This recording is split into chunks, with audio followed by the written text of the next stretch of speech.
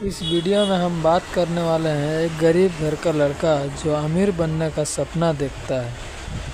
तो चलो हम बात करते हैं उस लड़के के बारे में जो अमीर बनने का सपना देखता है। हम देखते हैं उसके सपने में जाके कि वो अमीर बन पाता है या फिर नहीं। तो सबसे पहले वो लड़का बिजनेस करने के लिए सोचता है, जिसके लिए खास उसके पास पूंजी या फिर घर वालों की सपोर्ट नहीं थी। फिर भी वो किसी तरह इधर उधर से करके पैसा ला के एक छोटा सा बिजनेस चालू करता है। कुछ महीने सही जाने के बाद उसके बिजनेस में लॉस होने लगता है, इस वजह से कि उसके कुछ बुरे आदत आ गए थे, जैसे दोस्ती यारी में घूमना या पार्टी सार्टी करना या फिर फिजूल खर्चा करना। इस वजह से उसे बिजनेस में काफ़ी नुकसान होने लगा, जिसके भरपाई के लिए उसने कुछ कर्जा लोन जैसी चीज़ ले लिया। लेने के कुछ महीने सही जाने के बाद फिर से पैसे की तंगी आने लगी, जिसके वजह से वो बहुत परेशान हो गया। खाने पीने में भी दिक्कत आने लगी और उसे कुछ ही महीने में बिजनेस के ऊपर अपने आप के ऊपर भरोसा उठ गया और वो एक फिर से मायूसी के साथ दुकान बंद करके अपना बिजनेस बंद करके वो नौकरी करने के लिए चला गया। तो ये तो थी एक सपने के बारे में जो उस लड़के ने देखा था। अगर हमें भी ऐसे सपने हैं अमीर बनने के, तो हमें कुछ जानना होगा उसके लिए। तो चलो हम आज जानते हैं कि वो क्या चीज़ें है जो हम जानने के बाद बिजनेस करेंगे। तो चलो हम जानते हैं वो 5 स्टेप जिसे जानना हमें बहुत ज़रूरी है। और हमारा पहला स्टेप है कि अपनी मानसिकता में बदलाव लाएं।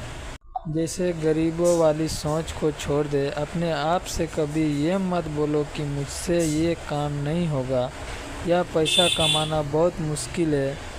आपने आपको एक मालिक की तरह फील करो, अपने आप को एक मालिक की तरह फील करो। ये तो थी हमारा पहला स्टेप। अब हम बात करते हैं दूसरे स्टेप के बारे में, और वो ये है कि कुछ नया सीखने पर जोर दें। जैसे आज हम जो जानते हैं उसी से यहाँ तक पहुँचे हैं, और इससे आगे बढ़ने के लिए और नया जानने का कोशिश करें। ये दूसरा स्टेप। अब हम जानते हैं तीसरा स्टेप के बारे में, जो है